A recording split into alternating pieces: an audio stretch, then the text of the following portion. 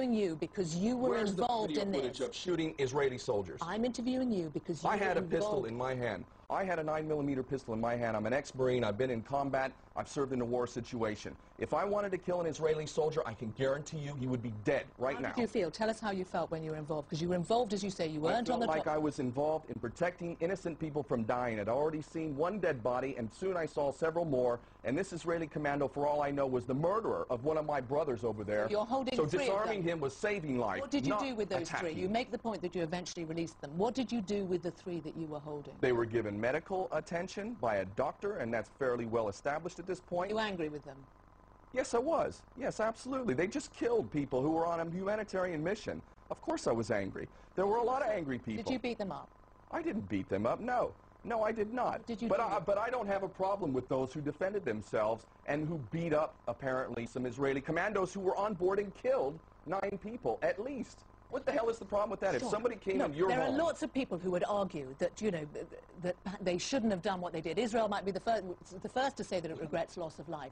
But the argument is the extent of provocation. They say it was self-defense. And one of the commandos describes, the 4th commander to come down, describes landing and seeing his team leader with his own pistol being held to his head. And he says that is why he fired.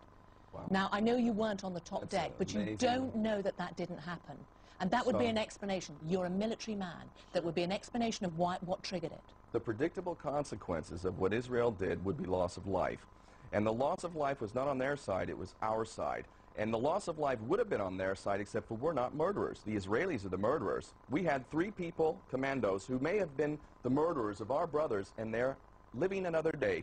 They are going to feel the embrace of their loved ones once again, the sunshine on their skin, because we let them go. What about the people that the other people on board that ship? Because one of the things that Israel says is that of the 700, there were 700 of you on that ship. Of that 700, 50 were extremists, as they call it. And the group that organized this, IHH, a Turkish group, has had some very extreme criticism of it in the past. And this is not just from the Israelis. Do you know enough about the people you were involved with? You know what I do know? Israel has released a statement, the IDF has released a statement saying that I am involved in, quote, terrorist activity. I'm a radical, anti-Israeli activist, and, this is important, that I was going to Gaza to train commando units for Hamas. So, if you ask me, do I believe Israel when it repeats its lies? No, I don't believe Israel. They're lying consistently, and anybody with their eyes open can see that. Forget Israel. Let's talk about a French magistrate, Jean-Louis Brugière, who said of IHH that it played an important role in an attempt to bomb Los Angeles airport. That was I've read that whole magistrate situation has been completely discredited. I invite everyone who's watching this program to go and see the evidence used by that magistrate to accuse IHH of any serious terrorist involvement. It's absolute rubbish as well. He also talked of the leader of IHH who was on the ship with you, that he had tried to recruit soldiers for a holy war in the 1990s. You know what? We live in a world of Orwellian doublespeak where the peacenik is the terrorist and the terrorist is the peacenik. I refuse to accept Israeli accusations when, in fact, they do everything they can to hide the truth.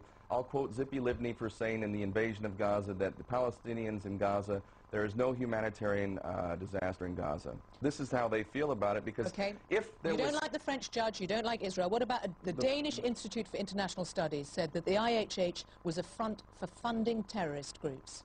Nelson Mandela was a terrorist, according to Margaret Thatcher and Ronald Reagan. So I guess maybe that man is falsely accused as well. Where's the evidence? Where's the evidence? But isn't this changing the ground rules? I mean, this is in terms of what these people... Changing the ground rules? What do you know about AHH? What do you know about what they're doing? It's not my job to go and spend time investigating every activity of every person I deal with. I stand by what I've done, and I am proud to have stood shoulder to shoulder with my brothers from IHH and around the world who did the right thing, who refused to accept the unacceptable. And with Hamas? And Hamas... You know what? The IRA is now part of the government in Ireland, but they were the terrorists of their day as well. If Hamas had been allowed an opportunity to give the political chance, the political process an opportunity, maybe they would not be involved in violent resistance as they are. However, they have never been given an opportunity at all. This is double standards. I mean, just as... No double standard. Well, in terms of the way you were talking about what Israel does and what you're talking about Hamas does, People were critical of the IRA when it did what it did, and it was only when it turned to political means that it was deemed acceptable. Amnesty says of Hamas that it engaged in a campaign of abductions, deliberate and unlawful killings and torture. I do not stand by anyone or any institution that violates human rights. However, what I will say, Hamas does? Yes, I do, and I will say absolutely 100%, without reservation, I support the right of self-defense without any doubt. I would be involved myself in violent resistance if I were a citizen of Palestine or Iraq or Afghanistan. And if I were a citizen of the United States or Britain and someone from halfway around the world came into my country and started stealing my land and killing my family, guess what? I would defend my country as well. So I absolutely 100% defend the right of self-defense, and I will never shy away from that. I will not join the long list of embarrassments who condemn terrorism while forgetting to acknowledge that the biggest terrorist on the planet is the United States government for all of its terrorism around the world. Do you accept that Israel has a right to defend itself? Absolutely, every country does, and that's exactly why the hypocrisy and the lies of Israel are so transparent. Are you telling me we don't have the right to defend ourselves? When I saw dead bodies on that ship and we were hitting people with bars and sticks, we don't have the right to defend ourselves, but they do they?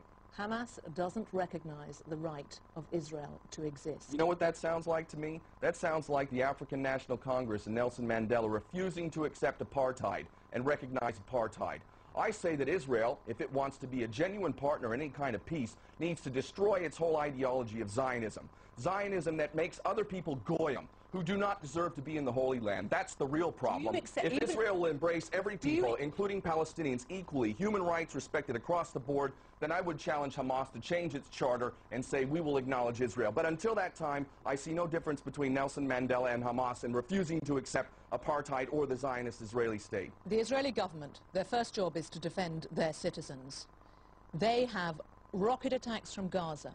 They have intercepted, in 2009, the Frankop holding hundreds of tons of war material for Hezbollah. In 2002, the Karine A holding dozens of tons of weapons for Hamas, sailing to Gaza from Iran. They are trying to defend their right to exist. That is why their argument is it's self-defense. And if you believe that, then I've got some swampland in Florida to sell you as well. If you wanted peace and you carried out the policies of Israel, then you'd have to believe that these people are the biggest idiots ever. It's like America saying it wants peace, yet conducting state-sponsored terrorism in Iraq and Afghanistan. That's a lie. Israel is lying. They don't want peace. Are they lying when they say there was no humanitarian aid on the ship? Israel, to them, and the Zionist agenda is the end of the Zionist project. They don't want peace. It's a lie. It's an absolute lie. And the policies, to any thinking person, reflect that. I can't speak for Hamas. I think that what I do know about Hamas is that they've actually done something to help their people.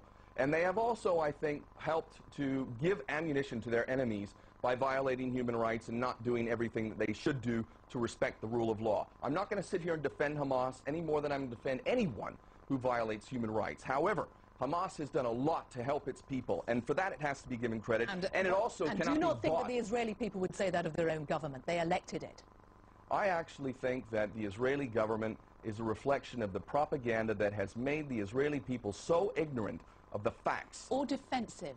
They are under constant rocket attack. They feel that they do... How many people have the rocket attacks killed? These are glorified fireworks against the fourth largest military in the world with the latest technology and weapons of mass destruction. 3,000 rockets out of Gaza in the last 3 years. 3,000 rockets that killed how many people? The point is that Israel feels under threat. I think the rockets are a desperate attack. Tell us this. Let's go back to what was on your... Let's talk about what was on your ship, because Israel says that there was no humanitarian aid on that ship.